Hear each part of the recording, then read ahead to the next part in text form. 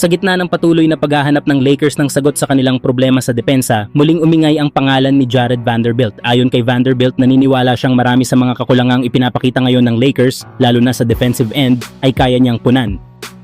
Yeah, I'm pretty eager. I mean, obviously, I think a lot of the stuff we lack, I think I can help provide on that end. Yeah, I'll say. Kaya naman malinaw ang hangarin niya, tumulong, makipagbuno at bantayan ang pinakamapanganib na scorer ng kalaban sa mga susunod na laro. Inamin ni Vando na paunti-unti lamang ang naging komunikasyon niya sa coaching staff tungkol sa kanyang papel at maging siya ay nagulat nang mapasama siya muli sa rotation sa laban sa Philadelphia.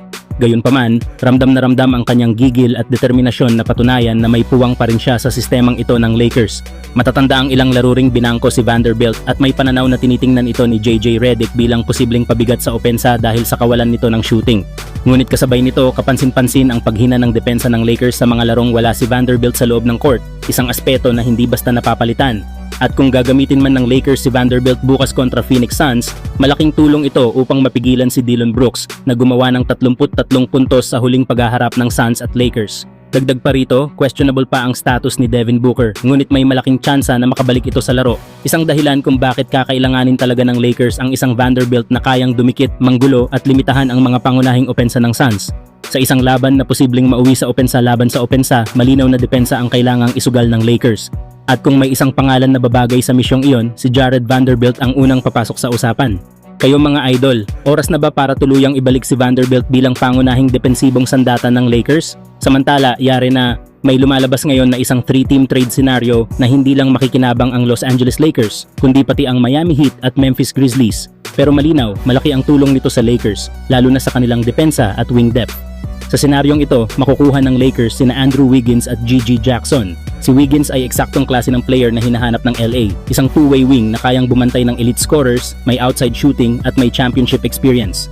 Malaking dagdag ito sa perimeter defense ng Lakers. Samantala, si Gigi Jackson ay isang batang forward na may potensyal na maging solidong bench depth at long-term asset. Para naman sa Miami Heat, mapupunta sa kanila si Ja Morant kasama si Rui Hachimura at isang future first-round pick mula sa Lakers. Sa panig ng Miami, malinaw ang direksyon. Kumuha ng superstar caliber guard na kayang magbago ng laro at makasabay sa winning culture ng Heat, habang si Hachimura ay nagbibigay ng dagdag scoring at size sa wings.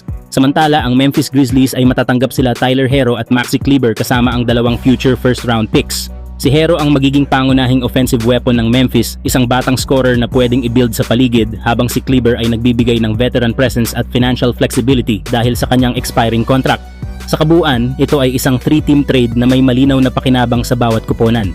Pero para sa Lakers, malinaw ang mensahe. Seryoso silang ayusin ang kanilang kahinaan at palakasin ang tsansa nilang maging mas matibay na contender. Kayo mga idol, kung kayo ang tatanungin, ito na ba ang trade na kailangan ng Lakers ngayon? Uncontested shot here on a mix-up. DeAndre Hunter gets rubbed off by Mitch